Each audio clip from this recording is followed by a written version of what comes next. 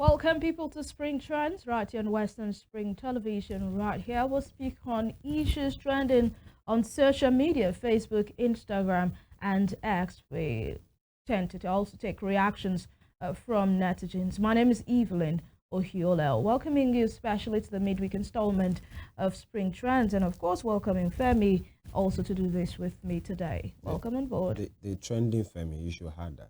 The trending Femi. Okay. To that thing. You've added it yourself. I don't have to repeat it again. Good to be here, by the way. All right, let's get right into it. Very first story this morning. It seems, it's not like it seems, the national power grid collapsed again yesterday, making it the 10th time it collapsed this year, 2024. The grid was said to have lost power generation around 1:39 p.m. and as of 1 p.m. power generation was 2,711 megawatts, having previously peaked at 3,631 megawatts. And for some areas, or majority of areas in Nigeria yesterday, there was no power supply. Let's take reactions at this time. Timitokpe Murak said, I bet you people in the power sector are the ones collapsing this grid so as to be cashing out from it. I mean, David Tokpa's take there. Abed Kwaka says this country is a joke. Most underperforming ministries are power and petroleum, and we do not see a reshuffle, in that particular sector during the last presidential cabinet shakeup. Nigerians feel the power and the petroleum sector are the least underperforming sectors. You think the minister country. for petroleum should have been fired? He should have been fired. Or he should fire himself? Exactly. Dong Dang LNG says epileptic power system, and I am _ Harris says we get light. So Harry is saying that irrespective of the power collapse, we still have the ST power supply in our area. You know, people that always want to they always want to show themselves. What's up? What do you think about the issue? I think, just like I said repeatedly, I said it before we came on air, it's becoming boring. And you know what happens too when something repeatedly happens, especially in Nigeria, we then get used to it. You see that this particular one didn't make such noise as before because we are getting used to bad things. Actually, I think it's high time the authorities declared a state of emergency on this matter. This is one too many. This is a joke. I wouldn't say we are a joke of a nation, to sound patriotic, but then our leaders appear like they don't have we get shame. Actually, the places that they carry this money to, the ones they put their children, the ones they go for medical consultation, if actually not so the power grid they go. So some of them, them that goes on medical tourism. If they all flight for that place, where they go? Say go. These are the issues. Vandalism, very bad. But then do we keep agreeing to that like we are helpless? Like those guys, they keep vandalizing, so everybody must suffer for it. And there is a budget in that ministry every now and then. Underwhelming performance. Although recently some of the proponents or handlers of the ministry or Minister of Power and his supporters are saying, oh, everything has improved. But what kind of gains are we making when actually the whole thing can just and then you have to keep putting it. This is this. I keep using that word. Maybe you should see it from that perspective. A 64-year-old country doing like a 1, 3, 4-year-old, and with all the things that we have, is a shame. Actually, all right. And someone once asked, "Do we have a power grid or a generating set?" Because this looks more like a generator. Exactly. You just switch on and switch off. You get it. But of course, we would continue to hope that things get better, especially in this sector, in the power sector. Let's get on to the second story this morning. The new Minister of Education, Dr. Tunji Alausa, has abolished the compulsory 18-year admission benchmark into tertiary institutions in the country. Remember that the former Minister of Education, Professor Tahir Maman, says the educational policy in place is actually puts the benchmark for students to enter into tertiary institutions at 18, and it says that they will see to the implementation and also total adherence to this policy. But now we have seen that particular statement or policy being abolished by the new Minister of Education. Reactions: Master Dean says, let the kids be mature before going to uni. Less than 18 is not cool. And Zoya Diola says, yes, for now they may remove the 18-year admission benchmark into tertiary institution, but they should start working on regulating that aspect.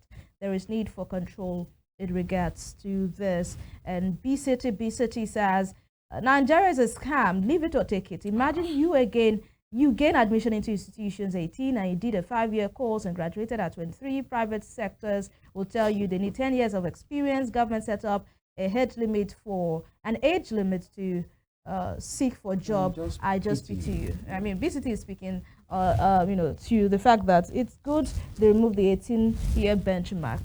But then I think there should be a benchmark, probably 16. 16 is cool for me. I think many persons are talking about that. Zubai Abdullahi says, even though that is the practice abroad, Nigeria is not yet ripe for that 18-year admission benchmark. What do you think then? I like to ask this person, but which of the abroad, though? Because the abroad is not just one. Which of the abroad is he talking about? Yeah. And again, secondly, I think we have said it, 16 sounds fair, especially. Now, it's not just about the JAMB, it's about the SSC. You will not be able to write the SSC as well. So, I think for the SSC, it should be left alone. If you can try, go ahead and try. Because that doesn't mean if you try your SSC once, you're going to make all your papers once. So, if actually you are starting at 16 and 18, and you're not making it that year, you don't have all the requirements, then you wait again, 19, 20, and then you get into school, and then ASU will do whatever they want to do. The federal government and ASU and NASU and SANO, all the NASU will do whatever they want to do, and you end up graduating in your mid-20s, and you want to work in KPMG, you want to work somewhere, and they tell you 4 years clinical is an advantage, and here you are, your game is already turning gray. And these are some of the issues as well. I think 16 is fair, but then as for the minister, there's what is called IGR, initial degree. Initial gra. People just come so that you make a policy statement that I'm here. We wait to see the next one. Yeah. To announce your arrival. Yeah, yes. Okay. Is he doing anything? He has said that at the university admission should not be pegged again. No. Yeah. Announcing his arrival, we get to see how he manages the ministry. Wish him all the best. But that sector is a very critical part. He has a lot of works on his hands. All right, let's get on to the next story this morning. This one is actually with a video, and that's a woman that actually confronted the Minister of Works, David Umahi, saying that 3 of properties that our late husband left for them have been demolished by the federal government because they say it is in the right of way of a particular construction going on. We'll watch this video. We'll come back to take reactions. I am a stakeholder on that axis of Waja axis. Our own case is a very, very peculiar one. A lot of the people here, they are aware of my case. I started this real estate business with my late husband, who unfortunately passed on due to cancer. So I am talking, sir. I am so sorry. I don't know how to face the crowd, and I'm naturally a shy person. Please, sir, let me just talk. I do not want you to cut me short or make me to feel I want to disgrace me. Let me talk, sir. Thank you very much. We have 3 estates on that axis. The first one, you took over that estate. It was a joint venture that my husband had with his partner. It was demolished. Compensation was paid to the partner. There was nothing, more or less nothing. The second one has been marked for demolition. I want to say here that all these estates, all these buildings that I'm talking about have CFOs and governor's consent for one of them, 2 of them CFOs. We did the right thing. We are having these problems because people encroached on the right of way. All right, and you can see that video of the woman bringing forth complaints to the Minister of Works, and a lot of people had issue with the minister trying to shut her down. People said that was a bit rude. You should allow her to speak and listen to her, not try to shut her down. Yeah. Yes, exactly. And I think our public officials should learn how to listen to people. Listen to people. Don't just you know, because you're occupying a position which the people actually put the person that puts you there in, and you know, you become all God and you do not want to listen to what people have to say. Let's take a reaction. _Holmes 1974 says this woman is the reason men should marry smart women and carry them along in case they are no more. You see the way she's fighting. Lovely. And official _liberated says, I can see they are using demolition to acquire properties for themselves. Senate _core interior says the minister has been pre-informed about this lady in question, that she is very intelligent. That was the reason he did not want her to speak on that politics. Okay, Senate, where did you get your details from? And Ruby Dennis 2090 says something her husband thought he was keeping for his family. Nigerian politicians have taken everything away from her and our children. Femi, what are your thoughts? And you know, she made the statement saying that there were some properties that were not demolished because they belonged to some powerful guys, big guys, while those people that do not have people that can speak for them, their properties get demolished. 3 or 4 things for me, and I'll make it very quickly. Number one, that was an articulated woman there who knows what she's saying, and she didn't allow any aura of any minister or the overwhelming nature of that particular place to overwhelm her. Although she made that point and said, when the minister kept interjecting, I had to say, allow me to talk. Yes, she said, don't disgrace me. I'm a shy person. The minister said, he too is a shy person. We just like to make it. And then she said, the husband, you know, died through cancer. And the minister said, oh, go ahead. No empathy. Even if you are going to prepare, say, oh, sorry. No at empathy. Least, God, you know, do like say you care. No sympathy. Just say, oh, sorry about that. The woman is not there. She's not making that point because the husband died through cancer. She's just trying to build a case. Allow me. That was a town hall meeting. Let's speak to these issues. And the woman said, okay, we have different things there. Okay, this estate. The woman said, okay, they said this particular, some properties must go because of economic interest. Say, I agree. But the only one remaining for me and my children, please don't touch it or whatever. He said, the minister said, some people said, okay, leave this one for her, only for the property to be touched as well. And said, but there is a particular one. There are some estates that are not touched. Only, and you know, that's, I clap for that woman. I hope those things are sorted. But then our public office holders know that these same people you are trying to shut down, you are working for them. You are not working to favor them. You are working for, and you know these ministers and history. You remember the reporter of Arise News as well, Leila Johnson Suleiman, who was speaking. The minister was saying, please come down to my level. I can't hear your English. And the lady said, too bad for you. This is the way I speak.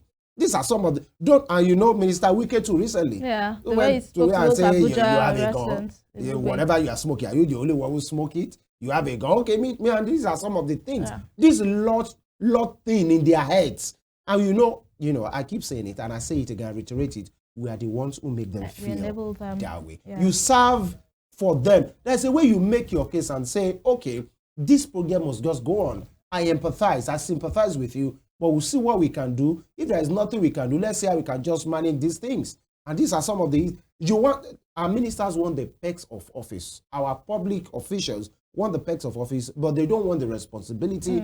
Part of the responsibility is not just to say we are doing projects, is to explain. You owe the people explanation. That part, they should have it. Because, you know, these people have their CFOs given to them by the government. So, there's one of those people that have the governor's consent. I have my document. So, if I already got my document from the government, don't you think the government should actually look into this matter and see how it can be a win-win situation, you know, for both parties? And as for those guys that were saying, this is the man who kind of woman to marry. Oh, I love this guy. You men, you like this. Why they look? You when they give money. And what's that lady on that podcast that said she needs 10 million naira before anybody can talk to her? Side board. Now that one you they follow. I beg go.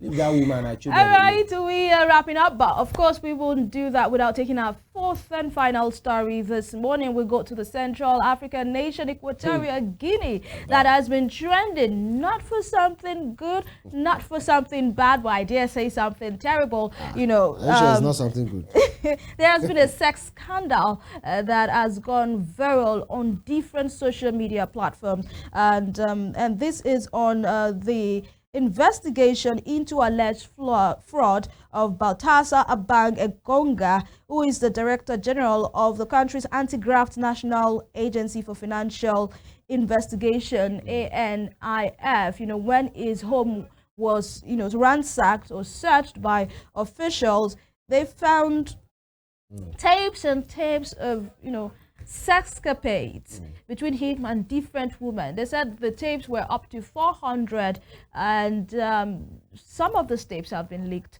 on social media. But then, Femi, I really do not know why a lot of people are focusing on the sex tapes and not on what actually brought out the sex tape, which is the fraud. Right now, people are not even talking about the fraud anymore. But that's making the case to trend. But then we're not taking comments on this. Speaking to this guy Baltasar, meanwhile, his name sounds so, you know, warrior-like. Baltasar, right? Yes. A warrior. You know, a lot of people. A bed warrior. A lot of people actually have been talking about this matter and how some people call him a legend. Some people say, oh, he wants to do more than Solomon in the Bible and all of that. But I have an issue with the fact that this man can be a damaged human being. How do you mean damaged? Because, you know, he has tapes. What part of the body? Calm down, Femi. He has tapes of different women he has had sex with. He has them in his home. By the way, this man is married. He has them in his home. And these are not just random ladies. These are people, wives of people related to him. You know, I saw his wife's brother, his uncle's wife that is pregnant, his pastor's younger brother's wife. These are people, minister's wife. These are people that are close to him. And you are having, you know, this genital meet and greet with them. And you are recording it and you are keeping it. What do you want to use it for? So where does the damage come from? The fact that he keeps on, Evelyn, tell me something. He keeps on having this genital meet and greet with people that are close to him. Because yes, he's not even considering the feelings of his own family members. No. His brothers, his uncle. That man have left that particular show of keeping, you know, that's why I think it's damaged, the kind of persons really. that are mentioned that were involved in that. Yeah, that's why I feel it's damaged. He needs therapy. Really? Yes, he needs therapy. Okay, but then, you know, if it's a bad situation, actually, you know, many men will praise him for his odoguness, but then I'm not sure that's the way. This is notoriety. This is not even popularity. Yeah. But for the man, but you talked about the financial fraud is the real issue. If actually it's just about the financial fraud, possibly we wouldn't have had. Exactly. It's the bedmatics that he's doing, and he does it anywhere. And sadly, some of those tapes that have emerged, those women are aware. So it's not an hidden camera. For whatever reason and intention, many persons have been saying, you know, they fear for in life. STDs, STIs. This guy is a working whatever it is. But then I think it has caused ripples in Equatorial Guinea. The social media place is being tampered with because of sending and resending and all of these things. Let's just be human and let's be serious with our lives. And also we hear that the government wants to start installing CCTV in offices. I wonder if... Oh, they go power up. Oh, they no steal the machine. All right. Equatorial Guinea. Now what? That's the show this morning. We'll make a return tomorrow for another interesting time on Spring Trends. Thank you, Femi Ojo, for coming on board. And to you, our esteemed viewers, for doing this with us every morning. My name is Evelyn Ohiolei. Have yourself a good and productive day. Bye.